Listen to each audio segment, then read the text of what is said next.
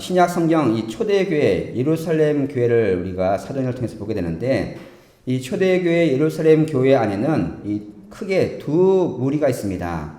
한 무리는 뭐냐면 헬라파 유대인이라는 부류가 있고요. 또 한 부류는 히브리파 유대인이라는 그런 부류가 있습니다. 쉽게 얘기하면 우리나라도 이 재외 동포가 있죠. 그러니까 우리나라 사람인데 여러 가지 이유 때문에 외국에 이민 가서 살고 있다가 고향에 돌아온 사람들이 있습니다. 그러니까 초대교회 안에 이런 사람들이 있었던 것이죠. 예루살렘 땅에 오랫동안 거주하던 그런 사람이 있는 반면에 또 멀리 갔다가 해외에 갔다가 돌아왔던 그런 사람들이 있었던 것을 우리가 기억해 볼 필요가 있습니다. 이스라엘 사람들은 항상 전쟁 중에서 어려움을 당했습니다. 특히 이 구약 성경 보시면 이 아수르하고 바벨론에게 나라가 망했습니다. 완전히 망해서 예루살렘은 폐허가 되고 성전도 파괴된 다음에 하나님의 은혜로 그들이 고향 땅에 돌아왔습니다. 하지만 고향에 돌아오지 않고 이 바벨론이나 여러 지역에 흩어져 살고 있는 유대인들이 있었던 것이죠. 자, 히브리파 유대인들은 주로 이스라엘 땅에 살면서 계속 자신들의 언어를 가지고 살았던 그런 민족입니다. 하지만 헬라파 유대인들은 외국에 나갔다가 고향에 돌아오게 되는데 여러 가지 문제가 있습니다. 뭐냐면 말이 틀려요. 우리도 그렇지만 외국에서 오래 살다 오신 분들 보면 말이 잘 안 통하잖아요. 그러니까 이들도 언어가 다르고 문화가 다릅니다. 그러니까 종교적인 습관도 오랫동안 외국에 살다 보니까 서로가 달랐던 것이죠. 하지만 이들의 공통점이 있습니다. 헬라파 유대인이나 히브리파 유대인들이나 동일하게 이스라엘 땅을 거룩한 땅으로 여겼고 그래서 그곳을 마지막까지 오기를 그들은 소망했습니다. 그들은 죽은 다음에도 예루살렘 땅에 묻히기를 간절히 소망했습니다. 지금도 예루살렘에 가보면 이 예루살렘 주변에 공동묘지가 많습니다. 이들이 다 한 곳을 향했습니다. 어디를 향했을까요? 예루살렘 성전. 지금 성전은 사라졌지만 그 성전 터를 향해서 이들이 이렇게 무덤을 만듭니다. 그들은 하나님이 이스라엘 땅에 하나님이 함께 하셨고 그래서 이스라엘 땅을 아주 거룩한 곳이라 여겼습니다. 그리고 이스라엘 땅에만 구원을 베푼다고 그들은 믿었던 것이죠. 특히 헬라파 유대인들은 성전을 중요시했기 때문에 멀리 외국에 살다가 고향에 들어와서 하나님께 예배하는 자들이었습니다. 근데 스데반이 그들 앞에서 이 성전이 무너진다. 뭐 그런 얘기를 하니까 사람들이 스데반을 미워할 수밖에 없었던 것이죠. 그래서 이들과 논쟁이 시작됩니다. 오늘 사도행전 6장 9절 말씀 보시면 이른바 자유민들 즉 구레네인, 알렉산드리아인, 길리기아와 아시아에서 온 사람들의 회당에서 어떤 자들이 일어나 스데반과 더불어 논쟁할세. 자, 여기 보면 구레네인, 알렉산드리아인, 길리기아, 아시아에서 그러니까 외국에서 고향으로 찾아온 헬라파 유대인들이죠. 근데 스데반도 헬라파 유대인입니다. 같은 생각을 가지고 있는데 스데반이 그들 앞에서 성전에 대해서 또 율법에 대해서 얘기하니까 논쟁이 시작된 것이죠. 그들은 이스라엘 땅과 성전 그리고 하나님의 율법을 아주 목숨처럼 여겼는데 스데반이 여기에 대해서 도전을 한 것입니다. 그들의 삶이 파괴되고 그들의 모든 것이 무너지는 그런 상황 속에서 이들은 스데반을 고소하기 시작합니다. 성전 모독죄로 고소하는 것이죠. 신성 모독.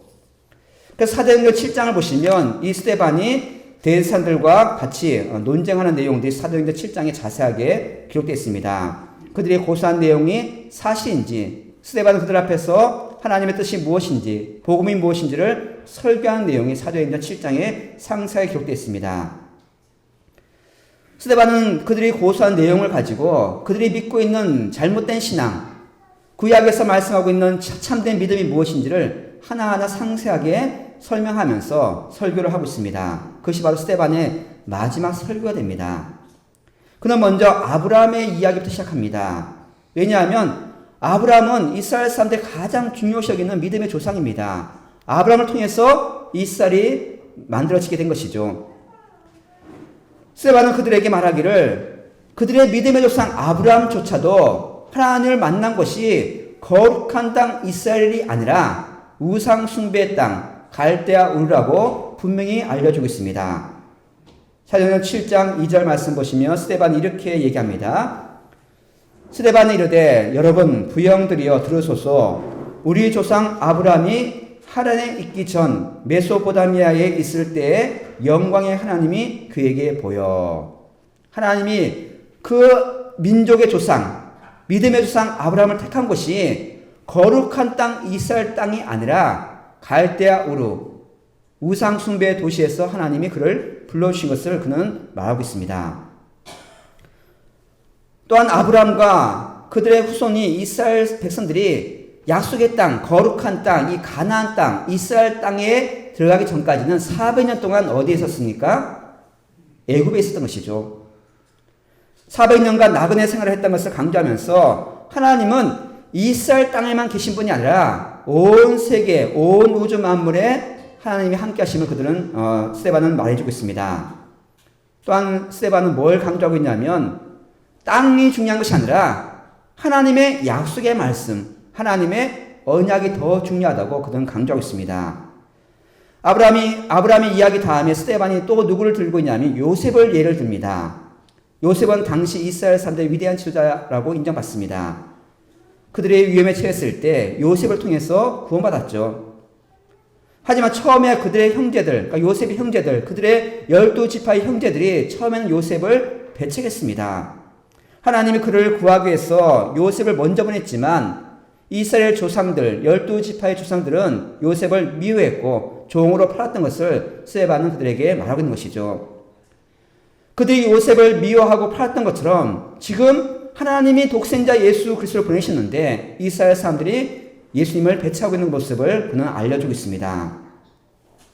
그들의 형제가 애굽에 갔을 때도 그들의 형제는 요셉을 알아보지 못했습니다.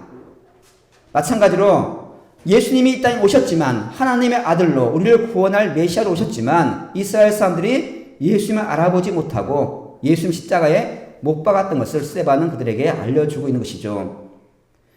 또 하나님이 요셉을 구원하시고 또 그의 형제를 구원하시고 그들에게 복을 주신 것은 거룩한 땅 이스라엘이 아니라 애굽 땅이었음을 스데반은 알려주고 있습니다.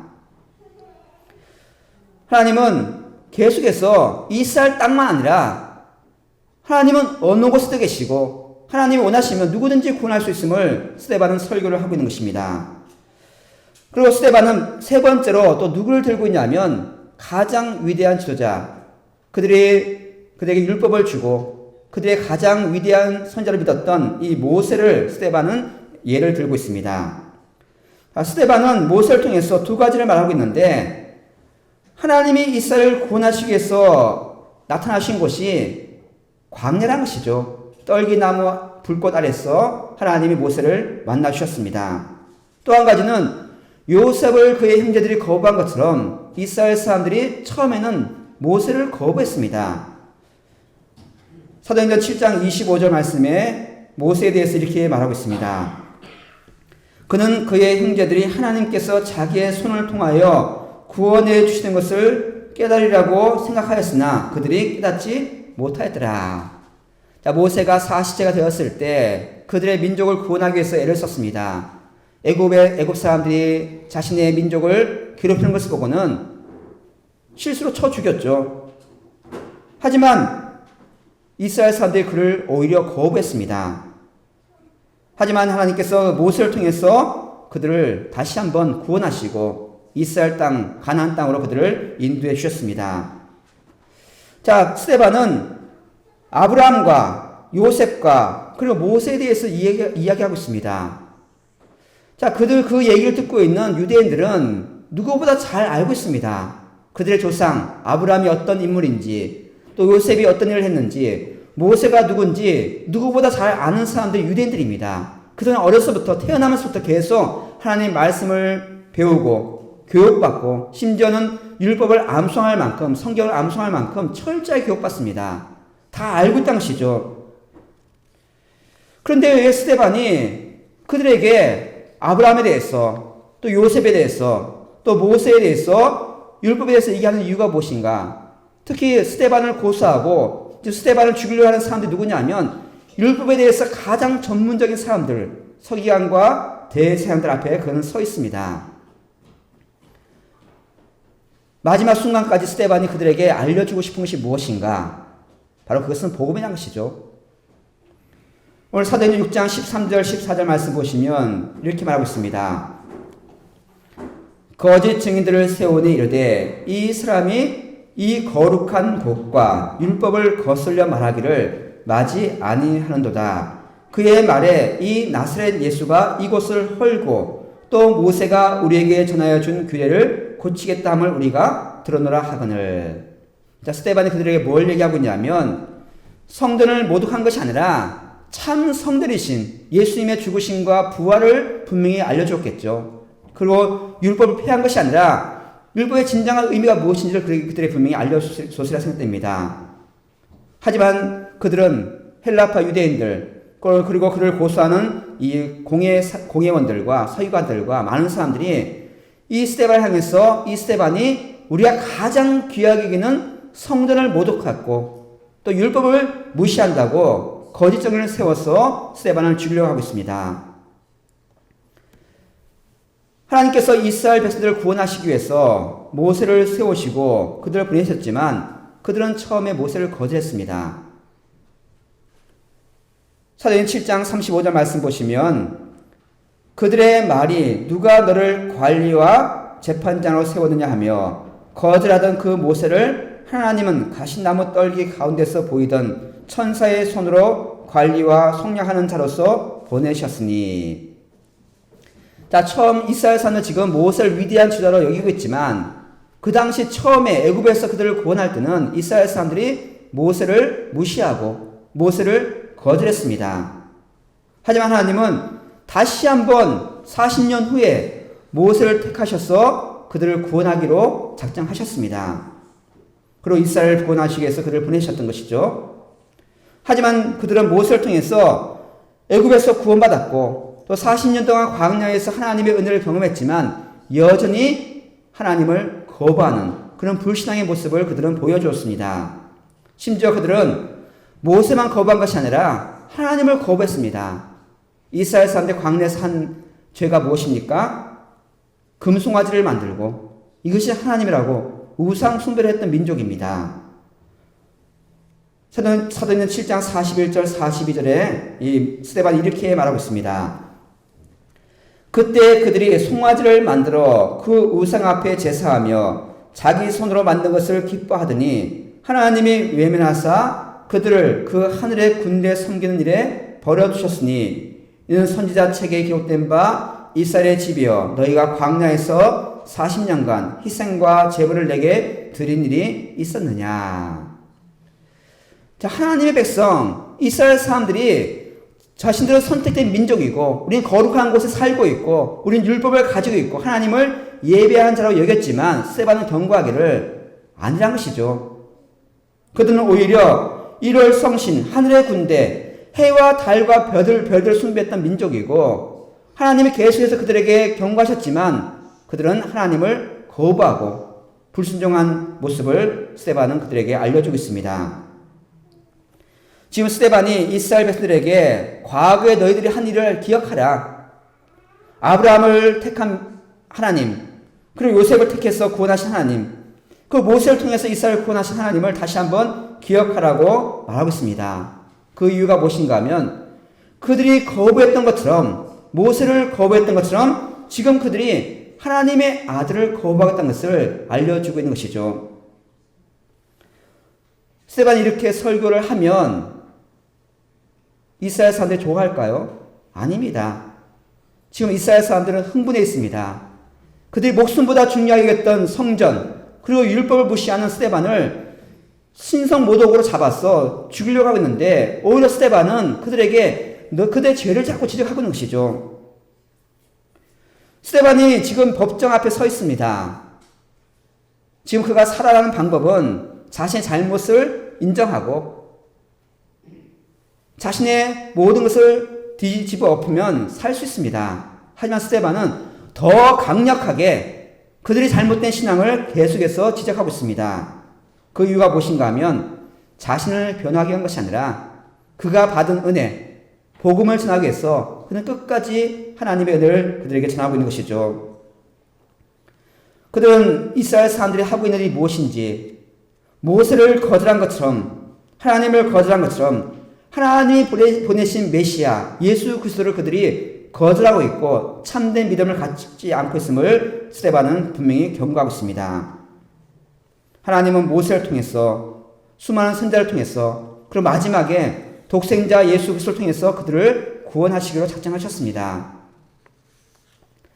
스데반은 지금 자신의 목숨이 아니라 그를 구원하신 예수님을 그들에게 전하기 위해서 최선을 다하고 있습니다.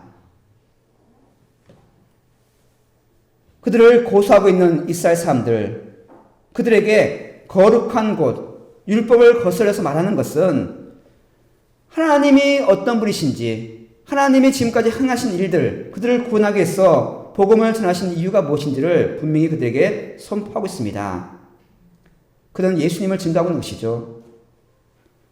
지금 그는 만일에 지금 이 설교를 한다면 분명히 이스라엘 사람들이 자신을 죽일 것을 알고 있습니다.